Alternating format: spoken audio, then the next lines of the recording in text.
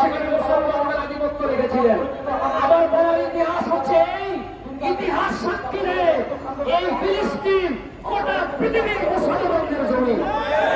সেই মুসলমানের কোন পবিত্র ভূমিতে মুসলমানের প্রথম কেবলা, সেই ভূমিতে যদি ইহুদিরা তাদের আধিপত্য বিস্তার করতে চায় তাহলে পৃথিবীর মুসলমানরা কোথাও বসে থাকবে না। আজকে ধিক্কার জানাই, আজকের জাতিসংঘকে ধিক্কার জানাই। এরা কোন প্রতিবাদ না মুসলমানের কাশ্মীরে করেছে, না পৃথিবীর মুসলমানদের কোন ক্ষেত্রে করেছে, না ফিলিস্তিন প্যালেস্টাইনের সমাধান করেছে।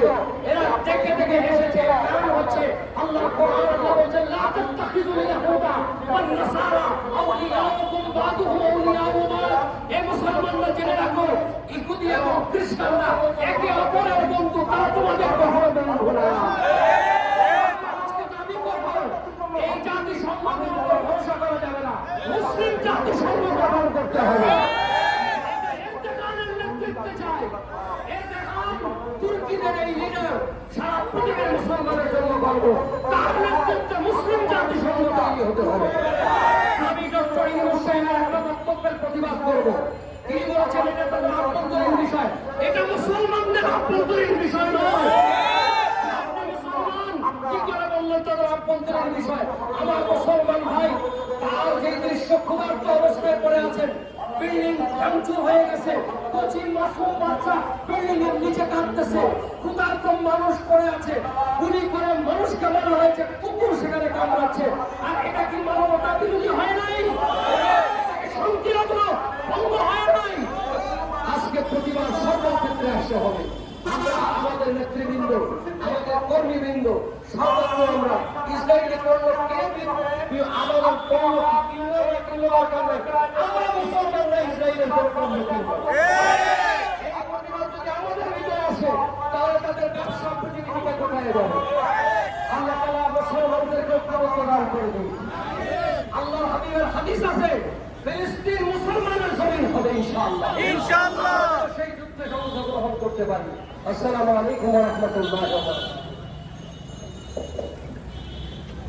ধন্যবাদ ইসলামী বাংলাদেশ কেন্দ্র পরিষদের জন্য মহাসচিব জননেতা আল্লামা খাজা আরিফ রহমান তাহিরি ভাই।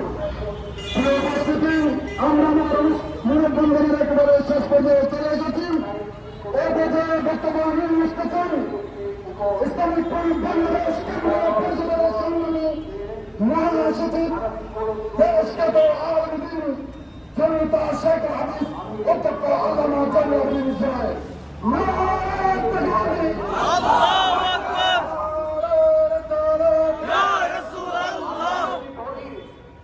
আপনারা যারা আছেন তারা ফিলিস্তিনের পক্ষে ইসরায়েলের সঙ্গে যুদ্ধে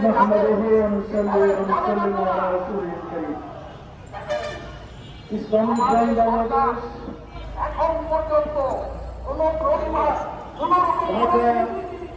মহানগরী কর্তৃক গাজা, বর্মিয়া, ইহুদি চক্র ইসরায়েলের নির্মম রোমহর্ষক হামলার প্রতিবাদে আয়োজিত আজকের এই মানববন্ধন এর সভাপতি আল্লামা মোশাররফ হোসেন হেলালী, সংগঠনের ভাইস চেয়ারম্যান ইব্রাহিম আখতারি, সংগঠনের সংগ্রামী যুগ্ম মহাসচিব আল্লামা খাজা আরিফ রহমান তাহিরি, আমাদের আমজাদ হোসেন লিন্টন সাহেব, হাসান লিন্টন, সম্মানিত নেতৃবৃন্দ, ইসলামী যুবকগণ এবং ছাত্র সমাজ নেতৃবৃন্দ, সাংবাদিক ভাইরা, মিডিয়ার ভাইরা এবং যিনি যেখান থেকে শুনছেন সবাইকে আসসালামু আলাইকুম ওয়া রাহমাতুল্লাহি ওয়া বারাকাতুহু।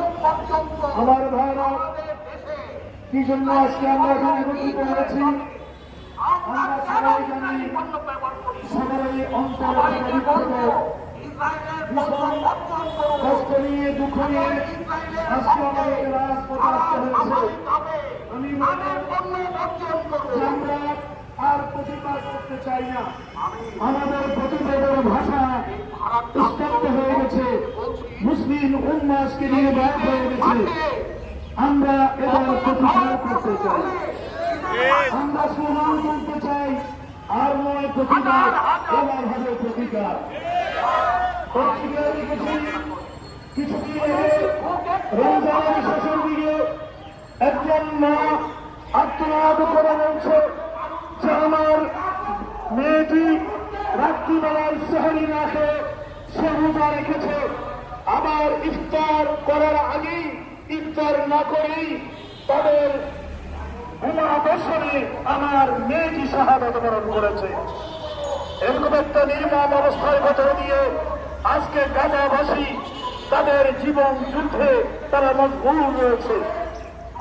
আমার ভাইয়েরা বন্ধুরা, প্রতিকারের যেই ভাষা আমাদের উচ্চারণ করতে হবে সেটাকে সামনে নিয়ে ইসলামী ফ্রন্ট বাংলাদেশের পক্ষ থেকে আমরা 7 দফা প্রস্তাবনা বাংলাদেশ সরকারের কাছে, একই সাথে বিশ্বের কাছে মানবতার সামনে আমরা 7 দফা প্রস্তাবনা আনতে চাই।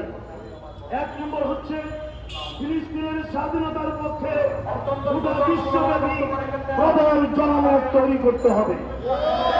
2 হচ্ছে যুক্তরাষ্ট্র সহ ইউরোপীয় যে বড় রাষ্ট্রগুলো ইসরায়েলকে অবৈধ মদত দিচ্ছে, কূটনৈতিক আলোচনার মাধ্যমে তাদেরকে অবস্থান থেকে সরিয়ে আনতে হবে। বিশ্বের শক্তি হোক যে রাষ্ট্র ফিলিস্তিনের পক্ষে অবস্থান নিয়েছে তাদের সাথে সামরিক এবং কূটনৈতিক সম্পর্ক বৃদ্ধি করতে হবে। মুসলিম মধ্যে পারস্পরিক নিচ্ছিদ্র ঐক্য গড়ে তুলতে হবে। যুদ্ধরত ফিলিস্তিনিদের মধ্যে স্বাধীন ফিলিস্তিন প্রতিষ্ঠার লক্ষ্যে হামাস সহ সকল পক্ষকে অভিন্ন সামরিক প্ল্যাটফর্মে এসে ইসরায়েলের বিরুদ্ধে সর্বাত্মক জিহাদে অংশগ্রহণ করতে হবে।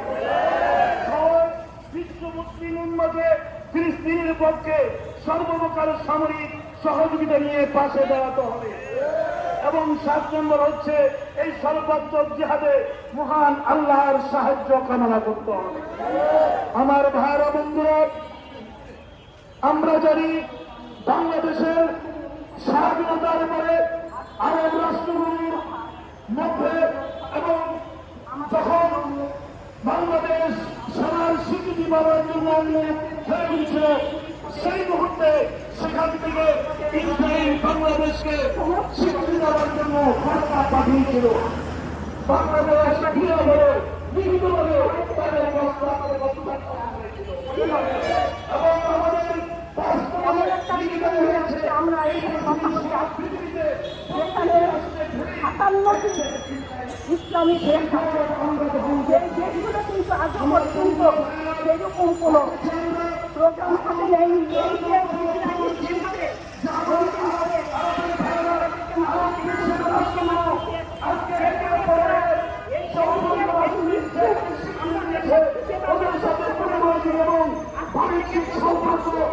তৈরি করে তারা ইসরায়েলকে পুষ্ট করছে।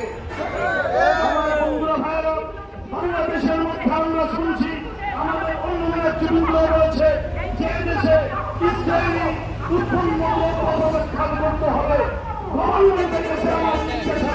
ইসরায়েল তৈরি দুর্ভাবী বাংলাদেশে ঢুকে দিতে হবে। এই লাইসেন্স কি করে পায়? এবং একই সাথে আমরা অনুরোধ জানাবো ওটার জন্য আমার দেশের বাজার দোকান পাত্র ভাঙচুর না হয়, আমার দেশের মানুষরা যেন কষ্ট না পায়। আমরা আমাদের 18 কোটি মানুষকে এবং বিশ্বের প্রায় 200 কোটি মুসলমানকে একটা কাতারে আনতে হবে। উচ্চারণ, সাহসী উচ্চারণ আমরা তুলে ধরতে হবে।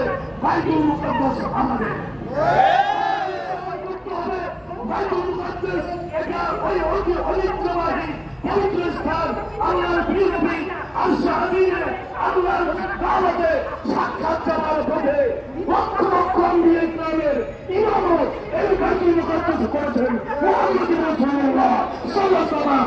সেই ইতিহাস সমৃদ্ধ সেই মিরাজের স্মরণ এই বাইতুল মুকাদ্দাস।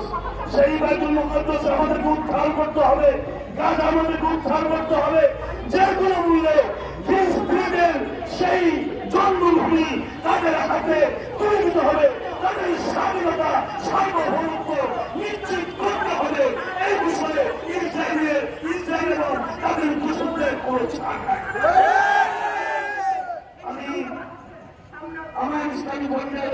ঢাকা মহানগর শাখাকে ধন্যবাদ জানিয়ে সাংবাদিক কর্মীকে ধন্যবাদ জানিয়ে